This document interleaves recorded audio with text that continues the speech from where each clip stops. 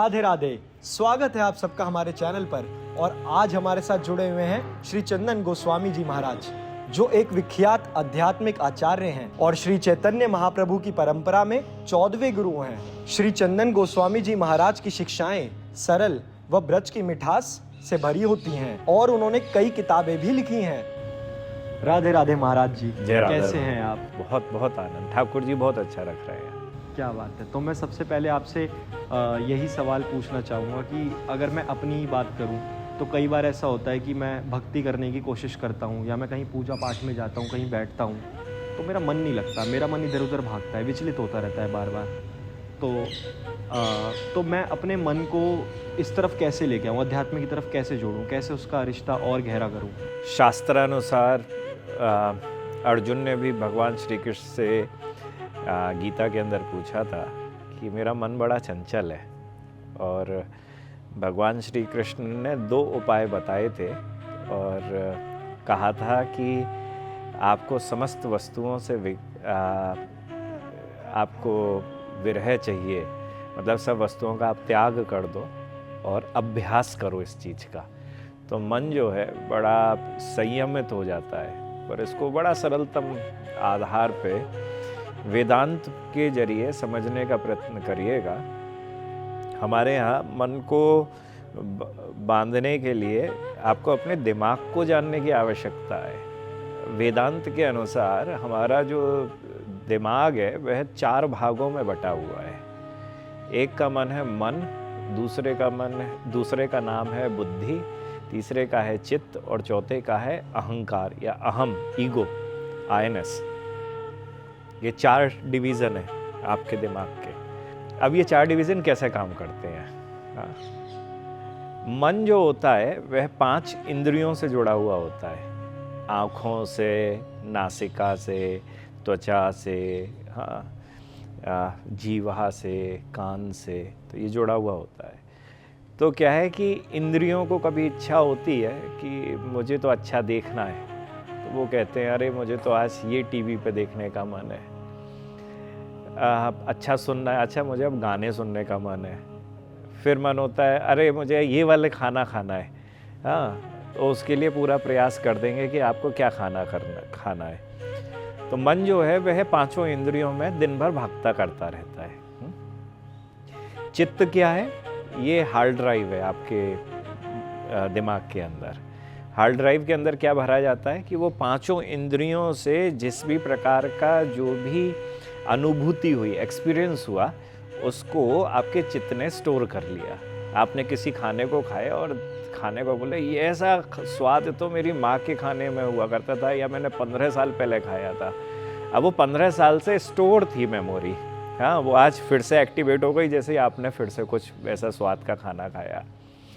तो चित्त है हार्ड ड्राइव, मन जुड़ा हुआ है 5 इंद्रियों से। ईगो, उसमें अहम, और बुद्धि है विवेक, क्या अच्छा है क्या बुरा है। अब इन चारों के बीच में एक कन्वर्सेशन चलता है।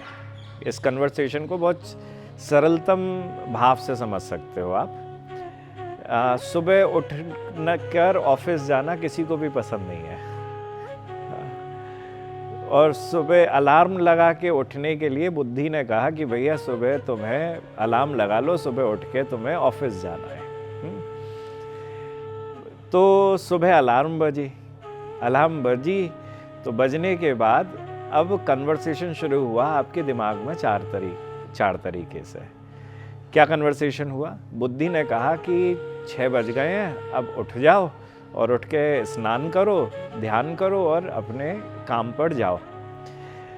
पर मन ने कहा नहीं, सोना बड़ा आनंद दे रहा है, सोने की अनुभूति अलग है, थोड़ी देर सो जाओ। मन ने कहा। चित्त ने बोला हाँ, सोने से बड़ा आनंद आता है, पहले भी तुम सोए हो, 5-5 मिनट की वो नींद बड़ी अच्छी होती है, ऐसा है अलार्म लगा दो 5 मिनट का, कुछ थोड़ा सा और सो जाओ, कोई बात नहीं।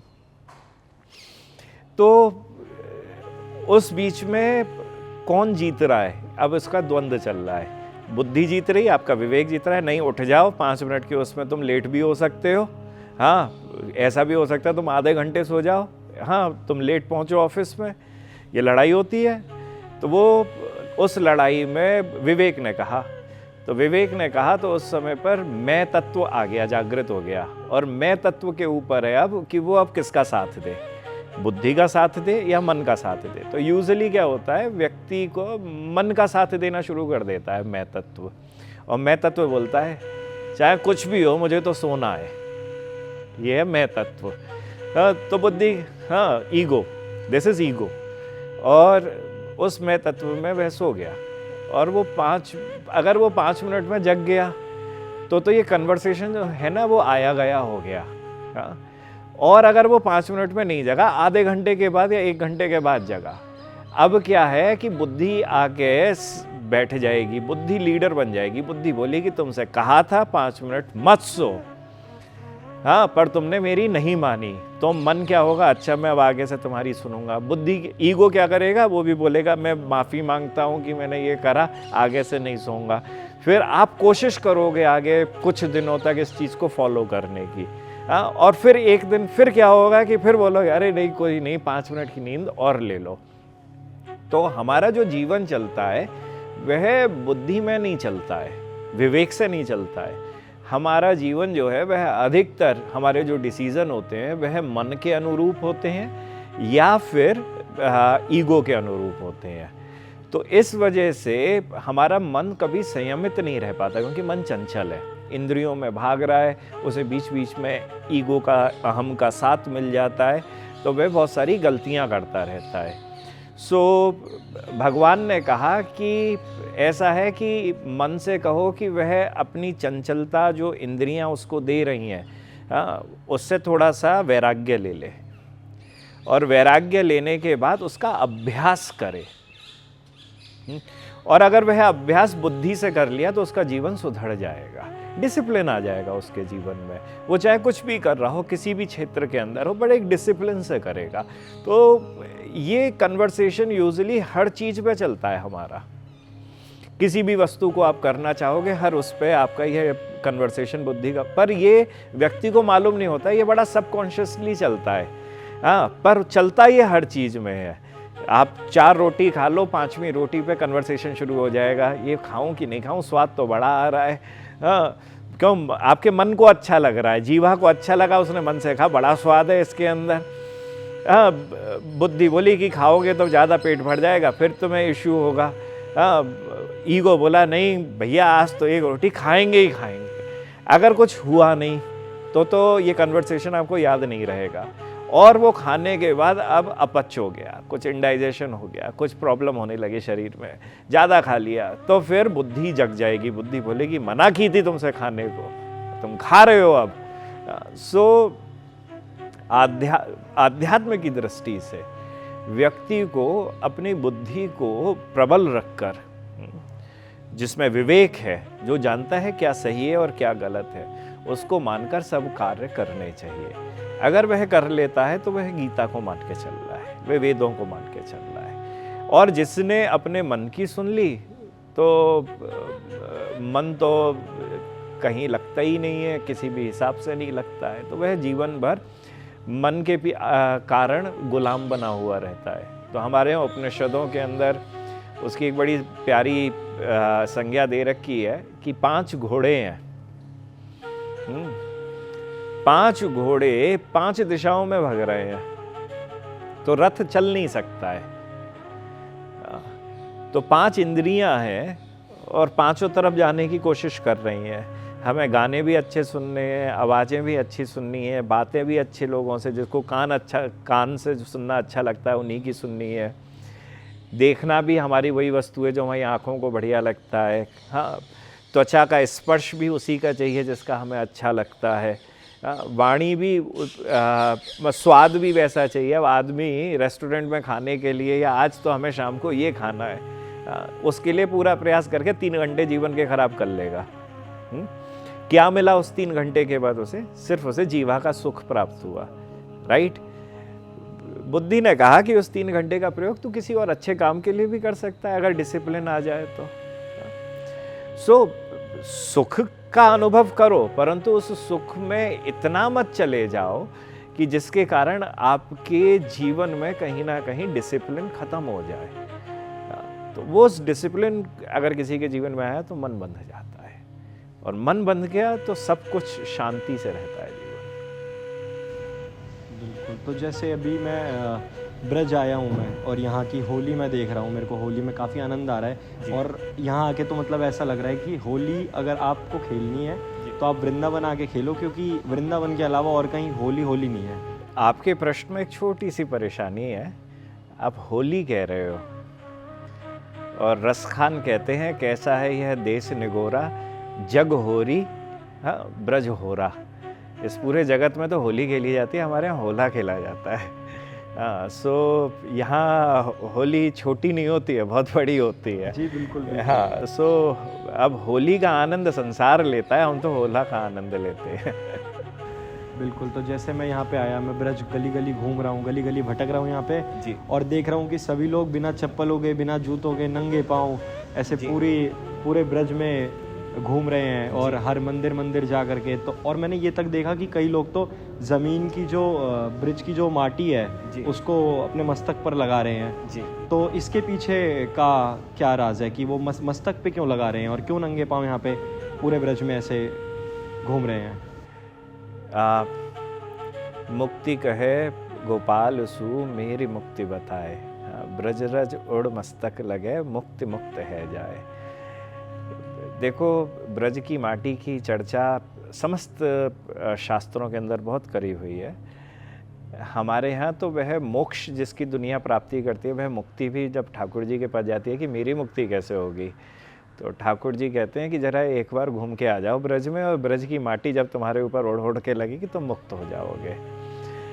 भगवान शिव भी जब प्रथम बार भगवान श्री कृष्ण का दर्शन करने के लिए आए गोकुल के अंदर, तो सबसे पहले माटी को ही अपने मस्तक पर लगाया है। ऐसा है, भगवान श्री कृष्ण नंगे पांव इस पूरे ब्रज में चहु और गऊ चराते हुए विहार करा है उन्होंने। तो जो ब्रज की माटी है वह भगवान श्री कृष्ण के चरणों से श्रृंगारित है, जिसे यहाँ की गैयाओं ने अपनी जीवा से चाटा भी है और गोपियों ने अपने आंसुओं से सींचा भी है। सो यहाँ आने वाले हर भक्त का यह भाव रहता है कि वह गोपियों के आंसुओं से सिंचित, भगवान श्री कृष्ण के चरण चिन्हों से श्रृंगारित और गौओं की जीवा से जिसका भोग लगा हुआ हो, उस माटी का, उस रज का एक कण भी हमको प्राप्त हो जाए तो हमारा जीवन धन्य हो जाएगा। सो यही भाव लेके समस्त रसिक जन, रसिक आचार्य, वृंदावन के भक्त इस ब्रज की माटी को अपने मस्तक पर लगाते हैं, और कई ऐसे महात्मा भी हैं, कई भक्त भी हैं जो पूरे शरीर पर भी लगाते हैं। सो यह भाव आध्यात्मिक है, क्योंकि भगवान श्री कृष्ण के दाहिने पैर के अंगूठे से निकली हुई गंगा में स्नान करके लोग अपने पाप धो सकते हैं, तो जिनके चरण से स्पर्श करी हुई उस माटी को अपने मस्तक पे लगाओगे तो भगवान की प्राप्ति हो जाएगी। बिल्कुल बिल्कुल। तो जैसे अब अगर मैं कहूँ, मैं यहाँ पे हूँ और मैं घूम रहा हूँ, मैं जगह जगह गया, मैंने अलग अलग तरह की होली देखी यहाँ पे, लठमार होली, फूलों वाली होली, लड्डू होली। तो ये कई तरह की होली, मतलब इनका ऐसा क्यों होता है यहाँ पे, मतलब अलग अलग तरह की होली क्यों खेली जाती है? और जैसे होली, अगर मैं फेस्टिवल की बात करूँ तो हमारे, अगर मैं बाकी सब जगहों पे देखूँ, दिल्ली में देखूँ या मुंबई में देखूँ या किसी भी दूसरे शहर में देखूँ, तो 1 से 2 दिन खेली जाती है। लेकिन यहाँ पे तो होली एक महीने से लोग खेले जा रहे हैं और अलग ही आनंद ले रहे हैं। तो ये इतनी लंबी क्यों होती है होली? देखो, सबसे पहली चीज़ तो ऐसा समझो आप कि ब्रज घूमने का स्थान नहीं है। आप कह रहे हो कि मैं घूमने के लिए आया हूँ और मैंने ये देखा, तो ब्रज घूमने का स्थान नहीं है। ब्रज आध्यात्म करते हुए भगवान श्री राधा कृष्ण को प्राप्ति का स्थान है, जहाँ बड़े प्रेम से ये भगवान का साक्षात घर है। घर के अंदर घूमा नहीं जाता है, घर के अंदर तो आके घर वाले जो हैं उनसे मिला जाता है। तो राधा कृष्ण से मिलन का स्थान ब्रज है, वृंदावन है। दूसरा प्रश्न आपका है कि अलग अलग होली क्यों खेली जाती है। तो वृंदावन के अंदर अलग अलग होली का एक अपना महत्व है। अब इसमें कई भाव मैं धारण कर सकता हूँ। वृंदावन में होली की शुरुआत जब होती है तो अष्टमी से होती है, और उसका भाव ऐसा होता है कि नंदगांव से पंडा जाते हैं वहाँ बरसाने में होली का निमंत्रण लेके, हाँ, कि आप सब होली खेलिएगा। बरसाने से भी नंदगांव जाते हैं। तो अब जो नंदगांव से गए वो थोड़ी सी गुलाल वुलाल भी लेके गए, तो पर बरसाने वालों के पास उस समय पर गुलाल नहीं है, उनके पास तो लड्डुआ हैं, हाँ, लड्डू हैं। तो उन लड्डुओं को लेके उन्होंने पंडाओं को या ब्रजवासियों को लड्डुआ मारे, तो वो लड्डू होली हो गई। इसका दूसरा भाव भी ऐसा है कि एक दिन मोरकुटी की है, थोड़ा सा वो है, या मान मंदिर का कह लो, कि राधा रानी मान करके बैठी हुई हैं, मान करके बैठी हैं। उस समय पर ठाकुर जी वहाँ पे पहुँच गए। तो ठाकुर जी पहुँचे। अब इसमें भी दो भाव हैं अलग अलग लीलाओं के। प्रथम भाव में तो ऐसा है कि मान करके बैठी हुई हैं, ठाकुर जी वहाँ पे उनको मना रहे हैं, राधा रानी के पास लड्डुआ हैं, ठाकुर प्रिया जी लड्डू मार रही हैं। और दूसरा एक ऐसा भाव भी है कि ठाकुर जी मोर बने हुए हैं। हाँ, हमारे यहाँ पे मोर मयूर मयूरी नृत्य बड़ा प्रसिद्ध है ब्रज का, कि राधा और कृष्ण मोर बनते हैं। तो ठाकुर जी मोर बन के रिझाने का प्रयास कर रहे हैं श्री राधा रानी को, और राधा रानी लड्डू बना के उन्हें खिला रही हैं मोर को। हाँ, तो ये लड्डू की होली का एक अपना छोटा सा ऐसा अलग अलग स्थानों पर अलग अलग भाव है। तो इसके बाद लट्ठमार होली है। तो लट्ठमार होली का यह भाव है कि भगवान श्री कृष्ण आज प्रिया जी के यहाँ पर गए हैं, अपने परिवार के संग जा रहे हैं, यशोमती जी के संग जा रहे हैं। हमारे यहाँ के ब्रज के रसिकों ने तो गाया है कि ठाकुर जी गाली भी सुन रहे हैं, उनकी माँ को गाली पड़ रही है, पर बड़ी गाली भी सुन रहे हैं बड़े प्रेम से, कि कालो कलूटो तूने पैदा कर दिए हो। तो खैर ये दो स्थानों का परस्पर प्रेम है, नंदगांव और बरसाना का। हाँ, एक ही स्थान है प्रिया जी और प्रियतम का। और हमारे यहाँ पे माना जाता है कि जैसे प्रिया जी का विवाह प्रियतम से हुआ है, तो एक ये ससुराल, दो ससुरालों का आपस में प्रेम की क्रीड़ा है। तो जब वहाँ गए तो जाने के बाद रंगीली महल में तो खेल रहे हैं, पर रंगीली महल से जब निकलने लगे तो प्रियतम ने बड़ी गारी वारी सुनी, तो थोड़ा सा छेड़ दिया किसी गोपी को, हाँ, या कुछ कह दिया। तो सब गोपियाँ जितनी भी हैं वो प्रेमवश सबक सिखाने के लिए डंडा निकाल लाई। हाँ, बोले लाया तुझे हम सबक सिखावे। तो मधुमंगल, सुबाहु, श्रीदाम, सुदाम, वसुधाम आदि जितने भी भगवान के परिकर के सखा हैं, वे सबके सब में डंडे पड़ते हैं। पर वो प्रेम पूर्वक की बात है, उसमें ऐसा कोई भाव नहीं है कि आज आप इसे ये भी कह सकते हो कि ये वुमन एम्पावरमेंट भी है।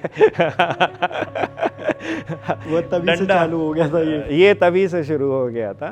तो ठाकुर जी और ठाकुर के सखाओं में नंदगांव में ये प्रेम का, हाँ, क्रीड़ा है। ऐसा नहीं है इसमें कि इसमें कोई दुर्भावना कहीं छुपी हुई है। हाँ, तो यही भाव को धारण करके बरसाना में खेली जाती है। और उसके बाद फिर बरसाना के जितने भी गोप बाल हैं वह नंदगांव जाते हैं, और नंदगांव के अंदर फिर नंदगांव की सखियां बाहर निकल आती हैं डंडा लेके, बोले तुमने हमारे मारे अब हम तुम्हारे मारेंगे। तो ये वाला भाव लेकर नंदगांव में बरसाने की होली होती है।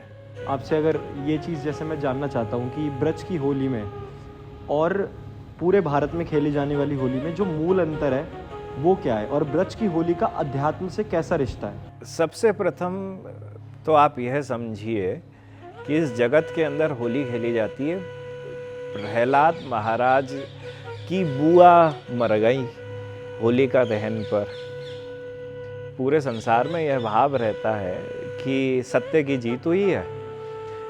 होलिका दहन हुआ और उसमें उनकी प्रहलाद जी की बुआ जो होलिका है, हाँ, उन्होंने मारने की कोशिश करी प्रहलाद को, परंतु वह खुद जल के मर गई। हाँ, तो संसार में जो भाव है वह तो ये भाव है, परंतु ब्रज का भाव राधा और कृष्ण से जुड़ा हुआ है। तो इस वजह से हमारे यहाँ की होली जो है वह राधा कृष्ण की आध्यात्मिक लीलाओं के आधार पर, वृंदावन की लीलाओं के आधार पर होती है। तो जगत की होली और ब्रज की होली में ये बहुत बड़ा अंतर इस कारण से है, क्योंकि हमारा ठाकुर होली खेलता है, हमारी ठाकुरानी होली खेलती है, और ठाकुर और ठाकुरानी होली खेलें तो ब्रजवासी तो होली खेलेंगे ही खेलेंगे उनके संग। तो दो गुट बनते हैं, एक राधा रानी का गुट होता है, दूसरो गुट ठाकुर जी को होए। हाँ, एक तरफ से ये पिचकारी गुलाल अबीर मारें करें, हाँ, दूसरी तरफ से राधा रानी वाले मारें। हमारे यहाँ का एक भाव ऐसो, फेंट पकड़ गुलचा मारो कारे ते गोरो, नहीं, फेंट पकड़ गुलचा मारो कारे ते कर दे गोरो, सारे रंग में भोरो। हाँ, तो गोपियाँ भी पकड़ पकड़ के आ जाती हैं और पकड़ के कहती हैं जाकि फेंटा पकड़ो। हाँ, और फेंटा पकड़ के आज इतनो गुलाल मारो इसको कि कर दो कारे ते गोरो।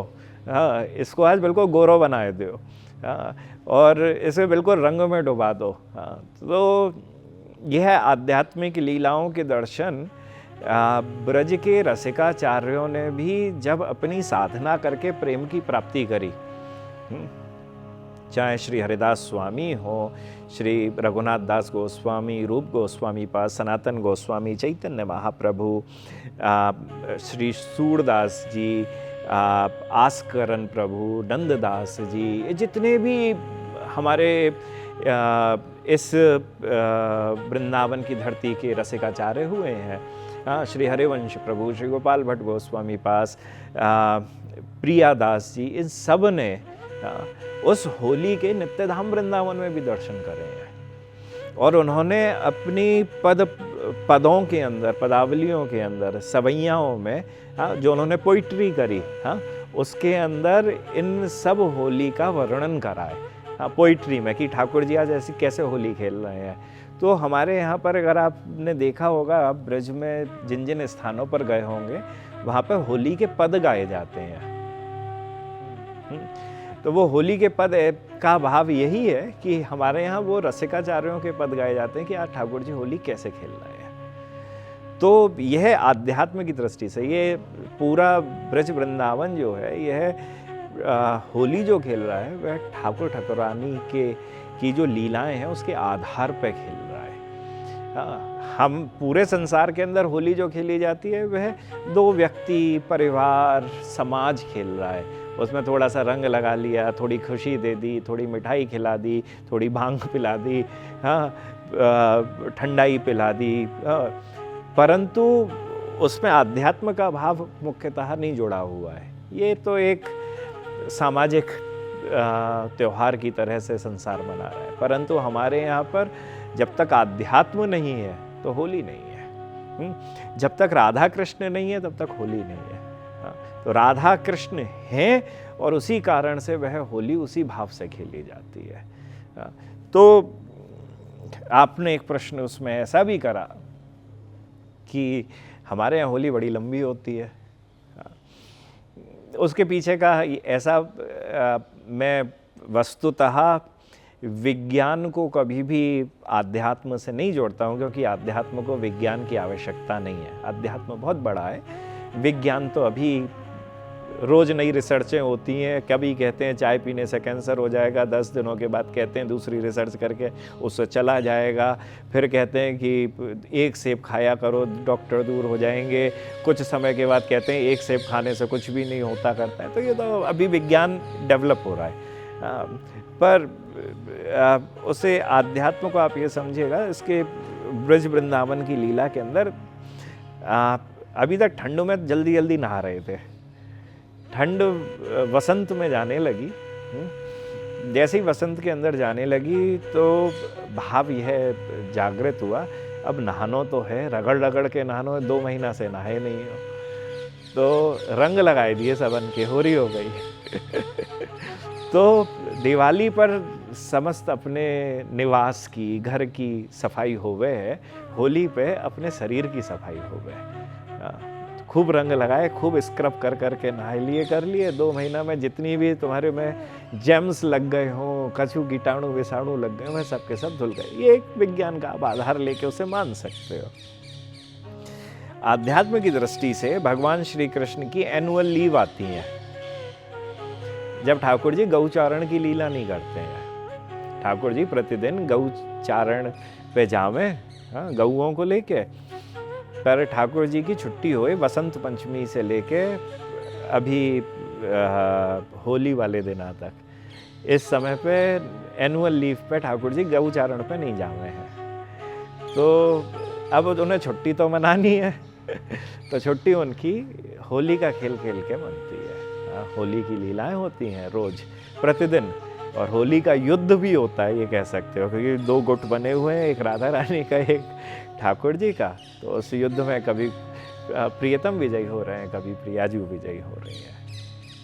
जैसे ब्रज की होली में राधा कृष्ण होली खेलते हैं, फिर कृष्ण भगवान ने गोपियों के साथ भी होली खेली है, और इसका हमें मंचन देखने को भी मिलता है जगह जगह ब्रज में।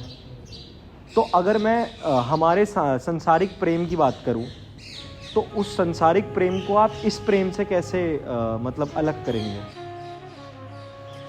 शास्त्र कहता है आत्मा तू राधिका तस्य, भगवान श्री कृष्ण की जो आत्मा है वह राधा रानी है। गोपियाँ कौन है? श्री राधा रानी के जितने भी भाव हैं उन सब एक एक भाव को प्राप्त करके एक गोपी का प्रादुर्भाव हुआ है श्री राधा रानी से। हाँ। तो गोपियाँ राधा रानी से अलग नहीं है और राधा रानी कृष्ण से अलग नहीं है। तो एक ही भगवान जब अलग अलग रूपों में, हाँ, अपनी आत्मा का उनका एक रूप राधा के नाम पे बन गया। ठाकुर जी का एक नाम है आत्मा रमण, हाँ, आप्त राम, हाँ, आप्त काम, जो अपनी आत्मा में रमण करते हैं, हाँ, उन्हीं को राधा रमण कहते हैं। हाँ। संसार के प्रेम से आप, संसार में तो आप दूसरे व्यक्ति से प्रेम कर रहे हो ना, अपनी आत्मा से थोड़ी प्रेम कर रहे हो। उसे तो हम जोड़ ही नहीं सकते हैं संसार में। और इस संसार में प्रेम है कहाँ है? इस संसार का प्रेम तो कहीं ना कहीं कामनाओं पर आधारित है। कामनाओं का मतलब यह है कि आप मुझे खुश करते हो, इस वजह से मैं आपके साथ हूँ। हाँ, कोई आपको दुखी करना शुरू करते आप उसे छोड़ देंगे, चाहे वो आपके माता पिता भी क्यों ना हो, चाहे आपके भाई बंधु भी क्यों ना हो, चाहे आपके पत्नी भी क्यों ना हो, या पुत्र भी क्यों ना हो। परंतु गोपियों का या राधा रानी का या कृष्ण का उनके प्रति जो प्रेम है वह तत्सुख सुखित्वा पे आधारित है। प्रेम की सबसे सरल परिभाषा यही है कि मैं आपके लिए ऐसा कार्य करूं कि आप खुश हो जाएं। आपको जिसमें सुख मिलता हो मैं आपको वो ही चीज़ करूंगा, और जब आप सुखी हो जाओगे तब मैं सुखी होऊंगा। आप समझ रहे हो इस चीज़ को? दूसरी तरफ हमारा जो प्रेम है, मैं बहुत और सरलतम इस तरीके से बताऊं, गुणों पर आधारित होता है। हमें लोगों के गुण पसंद हैं, हमें लोग पसंद नहीं है। हाँ, आपको लोग पसंद होते तो सभी से प्रेम करते। आप लोगों के अंदर भी किन्हीं भी चुनिंदा लोगों से आप जब प्रेम या बातचीत भी करते हो ना, आपका मित्र भी है, उस मित्र के अंदर कुछ विशेष ऐसे गुण हैं जो आपकी इंद्रियों को बड़ा पसंद होते हैं। हाँ, कि मुझे इनका बोलना अच्छा लगता है, इनकी बुद्धि से बड़ा अच्छा लगता है। किसी भी स्त्री को आप पसंद कर रहे हो, उसके अंदर कुछ गुण हैं विद्यमान। जब उसके गुणों का ह्रास होना शुरू हो जाता है तो लड़ाइयाँ शुरू हो जाती हैं। पिता भी पुत्र को तब पसंद कर रहा है जब वो पिता की बात मान रहा है, या पिता जैसा कह रहे हैं कि ऐसा जीवन को सुधारना है और ऐसा करना है, तभी पिता पसंद कर रहे हैं अपने पुत्र को। पुत्र भी तब तक पसंद कर रहे हैं जब तक पिता उनकी मान रहे हैं। गुणों पर आधारित है इस समाज का प्रेम। हाँ, जैसे हम प्रेम की संज्ञा दे रहे हैं, नाम दे रहे हैं, परंतु ये प्रेम नहीं है, क्योंकि आप गुणों से प्रेम कर रहे हो, व्यक्ति से प्रेम नहीं कर रहे हो। इसे सरलतम रूप में सोचो, एक बड़ी सुंदर लड़की थी, इस एक व्यक्ति ने देखा, बड़ा प्रेम हो गया उससे, सुबह दिन रात, सुबह शाम उसी का ध्यान करने लगा, बारंबार उसके पास जाने लगा, उससे कहने लगा मैं बहुत प्रेम करता हूँ, जिस दिन से तुमको देखा है मैं सो भी नहीं पा रहा हूँ। बोले क्या पसंद करते हो? बोले मैं तुम्हारे घुंघराले लंबे बाल हैं, बड़े अच्छे हैं, तुम्हारे मोतियों जैसे दांत हैं, बड़े अच्छे हैं। उसने जबड़ा नकली दांतों का निकाला, सामने रख दिया। उसने विग पहना हुआ था, सामने रख लिया। जो 10 दिन से सो नहीं पाया था, प्रेम में बड़ी बड़ी स्वप्न ले रहा था, उसका प्रेम 2 सेकंड के अंदर खत्म हो गया। क्यों? क्योंकि वह प्रेम नहीं कर रहा था व्यक्ति से, वो गुणों से प्रेम कर रहा था। और ये गोपियों का राधा कृष्ण आदि का जो प्रेम है ना, ये गुणों पर आधारित नहीं है। हमारा जो आध्यात्मिक प्रेम होता है भगवान से, वह गुणों पर आधारित नहीं है। भगवान मुझे ये दे दे, जब तक भगवान ये दे रहा है, ये स्वार्थ का प्रेम है, तब तक तो तुम बड़ा प्रेम कर रहे हो। ठाकुर जी ने देना बंद कर दिया, तुमने दूसरे भगवान अपने बना लिए, दूसरे बाबा अपने बना लिए, दूसरे पीर मोहम्मद अपने बना लिए, ये संसार के अंदर जो हमने अपने सनातन धर्म में 2000 देवी देवताओं को अपने मंदिरों में बैठा रखा ना, ये स्वार्थ के प्रेम के कारण बैठा रखा है, क्योंकि उनका एक गुण पसंद है। अरे हनुमान जी इस वजह से पसंद है क्योंकि वो मुझे सब जगह से बचा रहे हैं। जिस दिन बचाना बंद कर देंगे, आप छोड़ दोगे ठाकुर जी को? ये स्वार्थ की परिभाषा है, प्रेम की परिभाषा नहीं है। हमारे यहाँ पर हम प्रेम करते हैं ठाकुर जी से क्योंकि वे हमारे हैं। आप दो या मत दो, आप हमारे हो। हाँ, गोपियों को भगवान श्री कृष्ण छोड़ के चले गए 100 वर्ष के लिए, राधा रानी को छोड़ के चले गए। वो तो अपने कार्य करने के लिए गए कि उन्हें धर्म की स्थापना करनी है, असुरों का संहार करना है, सब करना है। गोपियां यहाँ पे चाहे दुखी भी थीं उस विरह में, हाँ, परंतु भगवान के लिए तो खुश थी, भगवान के लिए तो खुश थी। ठीक उसी प्रकार से एक बड़ी बहुचर्चित और बहुप्रचलित एक कथा है कि एक बार नारद ने कृष्ण से पूछा कि आपको क्या हुआ, आप बड़ा परेशान दिख रहे हो। बोले सिर में दर्द हो रहा है। बोले कैसे हटेगा? बोले एक ही दवाई है कि कोई अपना भक्त अपने चरण की रज दे दे अपने मेरे मस्तक पे लगाने के लिए। संसार में सब जगह गए, सब ने कहा मुझे नर्क में चले जाएंगे अगर ठाकुर जी को अपने चरण की रज दे दी। गोपियाँ बोली हमें नर्क में जाना स्वीकार है, परंतु भगवान के सिर में दर्द ना हो। हाँ, हम ये चाहती हैं एक क्षण भी आप ले जाओ भर भर के हमारी रज को। तो हमें स्वार्थ नहीं करना है। ये स्वार्थ जिस दिन चला जाएगा वह प्रेम, जिसे आप कहते हो love is unconditional. What is condition? All your desires are conditions. आप जो भी मांग रहे हो वो कंडीशंस हैं। हाँ, आप अपने लिए, अपने परिवार के लिए, समाज के लिए जो भी मांग रहे हो वो कंडीशंस है। The moment you drop all of those conditions, आपका क्या जीवन में क्या होता है? आपको हाँ, ये अनकंडीशनल प्रेम है। तो राधा कृष्ण गोपियाँ रसिकाचार्यों के बीच में जो प्रेम है वह अनकंडीशनल प्रेम है। ये प्योर, हाँ, सैक्रेड लव जिसे कहा गया, ये प्रेम की सबसे शुद्धतम परिभाषा है, जिसे हम जीते जागते हुए राधा कृष्ण की लीलाओं के अंदर प्राप्त करते हैं।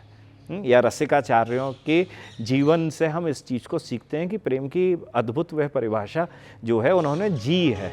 इस संसार के अंदर प्रेम नहीं है, इसे जोड़ा भी नहीं जा सकता है। जैसे ब्रज, मथुरा, वृंदावन में मैं ये देख रहा हूँ कि मंदिरों के अंदर होली खेली जा रही है। लोग मंदिरों में जा के होली खेल रहे हैं, तरह तरह की होली।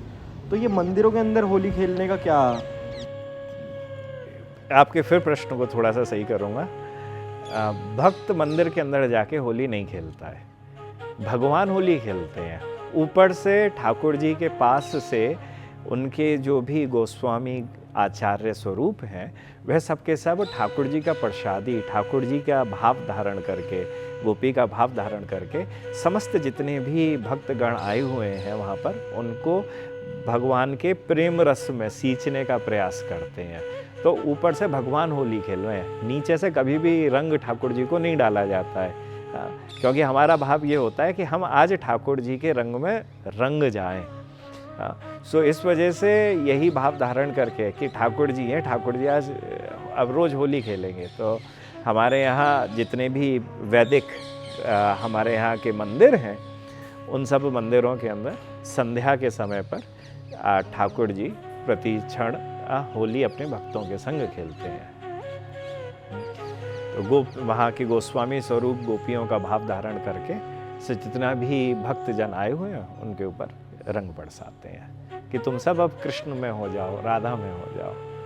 तो महाराज जी, जैसे मैं देख रहा हूँ कि आजकल जो यूथ है वो काफ़ी ज़्यादा अध्यात्म की तरफ अपने कदम बढ़ा रहा है, काफ़ी ज़्यादा लोगों को अब अध्यात्म की तरफ जाने का काफ़ी मन कर रहा है। तो इसके ऊपर आप मतलब क्या कहना चाहेंगे? अच्छा भी है और गलत भी है। अच्छा इस वजह से है कि वह आध्यात्मिक हो रहे हैं। गलत इस वजह से है कि वो सिर्फ शांति की खोज में हो रहे हैं, भगवान की प्राप्ति के लिए नहीं हो रहे हैं। ऐसे बहुत कम हैं जो भगवान को चाहते हैं। यूथ जो है मैं ऐसा बहुत कई ऐसे लोगों से मिलता हूँ, हमेशा कहते हैं अरे मैं मेडिटेशन करता हूँ थोड़ी शांति मिलती है, मैं मंदिर में जाता हूँ कीर्तन सुनता हूँ बड़ी शांति मिलती है। तो शांति बड़ी छोटी प्राप्ति है। जैसे भगवान मिल जाए वह पूर्णानंद में रहता है, और जैसे शांति चाहिए, अब शांति तो कैसे भी हो सकती है। शांति तो बहुत अच्छा खा के भी लोगों को मिल जाती है, थोड़ा सा सो के भी मिल जाती है, छुट्टी मनाने के लिए कहीं पहाड़ों पे चले गए, शांति से चले गए, वहाँ पे भी भर भर के शांति मिल जाती है। शांति तो थोड़ा नशा करके भी प्राप्त हो जाती है बहुत सारे लोगों को। तो अगर आप जिन भी महानुभाव हैं उन सबका अगर भाव थोड़ा सा बदल के ऐसा हो चुका है कि मुझे ठाकुर जी की प्राप्ति करनी है, कोई भी देवी देवता हो पर उनकी वो मुझे प्राप्ति करनी है, तो आध्यात्म में आना बड़ा सही है। उसके पीछे का बहुत बड़ा कारण ये है कि आध्यात्म का अर्थ योग से जुड़ा हुआ है, और योग जो है वह 4 हैं, कर्म योग, राजयोग, ज्ञान योग और भक्ति योग। और योग का अर्थ है कि आत्मा का परमात्मा से मिलन।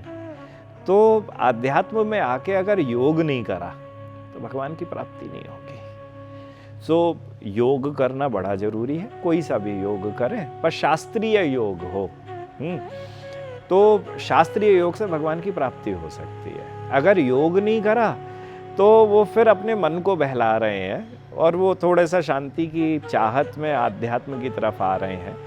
अच्छा है, बुरा नहीं है, कुछ तो अच्छा ही है, परंतु क्या कहते हैं, जिसके पास करोड़ों रुपए उससे तुम 2 रुपए मांगने के लिए चले जाओ। जो कृपा सिंधु है, दया निधि है, जिसके पास बहुत दया है, जो करुणा सागर है, जो बड़ा कंपेशनेट है, खूब कंपैशन से भरा हुआ है, सागर है उसका, जिसके बाद लाखों करोड़ों मोती हैं, तुम उसके बाद जाके 1 मोती की मांग कर रहे हो। तो उसमें आध्यात्म के जरिए आप बहुत कुछ पा सकते हैं। तो शांति जैसा एक अगर रिजॉल्ट लेके अगर आप ठाकुर जी के पास आ रहे हो तो मैं कहता हूँ अच्छा है, बुरा नहीं है, पर पूर्ण रूप से अच्छा नहीं है। तो वो पूर्ण रूप से अच्छा तब होगा जब उसे आध्यात्मिक लालच और बढ़ जाए कि मुझे तो बहुत सारी चीज़ चाहिए, ठाकुर जी का प्रेम चाहिए, ठाकुर जी की अनुभूति चाहिए, ठाकुर जी के दर्शन चाहिए, कि मैं ऐसा चाहूँ कि ठाकुर जी प्रकट हो जाए मेरे लिए, ठाकुर जी मुझे अपने पास अपना संग दे दें। ये ऐसा ध्यान करके अगर कोई आध्यात्म जीवन में आता है तो वो बहुत अच्छा है। अच्छा, मैं आपसे जानना चाहूँगा कोई ऐसा होली का बहुत ही मज़ेदार किस्सा जो आपके साथ घटा हो, कुछ ऐसा हुआ हो जो बहुत ही मज़ेदार हो। ये बड़ा गजब का प्रश्न है, क्योंकि अब होली तो हम खेलते हैं, उसमें किस्सा क्या होगा, बात तो करी नहीं जाती है लोगों से, होली के रंग में सराबोर करा जाता है। तो ऐसा तो पूर्ण रूप से कोई किस्सा नहीं है, पर मैं आपको एक अपने जीवन के एक भजन से हमें एक लीला के दर्शन प्राप्त हुए। मैं उसका एक छोटा सा लीला का भाव बता सकता हूँ कि एक बार भजन कर रहे थे, तो भजन करते हुए मतलब हम अपनी रोज़ की साधना कर रहे थे, तो साधना के पश्चात जब हम अपना ध्यान में बैठे हुए थे, उस ध्यान में हमें दर्शन प्राप्त हुए थे प्रथम होली की लीला के। और उस होली की लीला में प्रिय और प्रीतम के हाथों में गुलाल भरा हुआ था, भर भर के गुलाल था, और ऐसा भाव था जैसे कि हम वो प्रिय और प्रीतम दोनों के दोनों गुलाल से अपनी मुट्ठी भरे हुए इंतज़ार कर रहे हैं, ये सखी कब आएगी और हम इसके मुंह पे, इसके बालों पे भर भर के गुलाल लगाएंगे। तो ये प्रथम बार इस लीला की झांकी के थोड़े दर्शन प्राप्त हुए थे, पर हमें याद नहीं ऐसा कुछ जगत के अंदर जब होली का ऐसा कुछ भाव रहा जो, या ऐसा कुछ किस्सा हुआ जो हमें याद हो। आध्यात्म का तो हमें थोड़ा सा उसकी अनुभूति है, क्योंकि यहाँ तो लड़ाइयाँ होती हैं होली के समय। कोई होली खेलने आते हैं, कई लोग तो बिल्कुल तैयार होके आते हैं कि होली खेलनी है, कई लोग ऐसे आते हैं, अरे अभी तो नहा नहा के आए हैं, अभी होली मत खेलो। हम कहते हैं राधा कृष्ण से ऐसा बोलोगे क्या जब होली खेलने आए हो तो? हाँ, अभी मत खेलो, अरे यहाँ तो युद्ध होते हैं होली के। यहाँ पे आप रोक नहीं सकते ना किसी को, यहाँ पे तो सब आनंद में है और सब खेलने के लिए ही आए हैं। यहाँ हर तरीके का व्यक्ति आता है, सिर्फ दर्शन करने। देखो ऐसा है, आप कहीं जाते हो, जाने के बाद उस स्थान का पार्ट भी बन सकते हो, उस फेस्टिवल का पार्ट भी बन सकते हो, या उसके दर्शक भी बन सकते हो। हाँ, तो मैंने ब्रज के अंदर प्रायः ऐसा प्राप्त करा है कि बहुत सारे लोग सिर्फ दर्शक बनने के लिए आते हैं। जो दर्शक बनने आया ना, वो रंग में नहीं भीग पाता, बस संकोच में रह जाता है। ये संकोच का स्थान नहीं है। यहाँ तो अपने अहम का त्याग करके, शर्म हया लज्जा को त्याग कर वो भगवान के रस में भीगने का समय है। तो जिसका मन इस रस में भीग गया, बोले हमारे यहाँ कहे मृदंग की थाप लगे परंतु मेरे हिये में आग लगे। कि यहाँ तो जब ढाप और मृदंग बजता है होली के समय पे, तो गोपी कहती है कि मेरे तो जिये में आग लग रही है कि मैं कब होली खेलन जाऊँ। तो वह होली का भाव ऐसा है कि उसके रंग में रंगोगे तो सब हो जाएगा। तो बहुत दर्शक आते हैं, हमें खूब मिलते हैं, होली वाले दिन भी आते हैं। मतलब तो बारंबार गुहार लगाते हैं हमें पर रंग मत डालो। हम कहते हैं यहाँ नहीं डलेगा तो मंदिर में डलेगा। हाँ, तो ठीक है, जिसका जैसा भाव है। तो महाराज जी, मैं अभी चाहता हूँ कि आप अपनी तरफ से जो भी हमारे दर्शकों के लिए आपके पास कोई संदेश हो या कोई शुभकामनाएं हो होली के रिगार्डिंग, तो वो आप हमारे दर्शकों को बोलिए। हमारे यहाँ रसिकाचार्यों ने कहा है, ब्रज में हरि होरी मचाई। तो इस संसार में तो दुनिया होरी खेले है, परंतु ब्रज में ठाकुर जी स्वयं होरी खेले। सो मैं आप सभी श्रोताओं से यही बारंबार विनती करूँगा कि आपने अगर जीवन में इस ब्रज की होली का आनंद ना लियो, जहाँ पर ठाकुर ठाकुरानी स्वयं होली खेलें, आप सब यहाँ होली खेलने आएँ और भगवान के उस प्रेम रंग में आकर अपने आप को डुबो दें, सराबोर कर दें और ठाकुर जी का प्रेम प्राप्त करके जगत में उस प्रेम की वर्षा को करें। धन्यवाद गुरुजी। तो देखा दोस्तों, उम्मीद करता हूँ कि आपको भी आपके प्रश्नों के उत्तर तो जरूर मिले होंगे। बाकी आप सभी को होली की हार्दिक शुभकामनाएं। अगर आपको ये वीडियो पसंद आया हो तो इस वीडियो को लाइक करें, चैनल को सब्सक्राइब करें और वीडियो को शेयर करना ना भूलें। राधे राधे।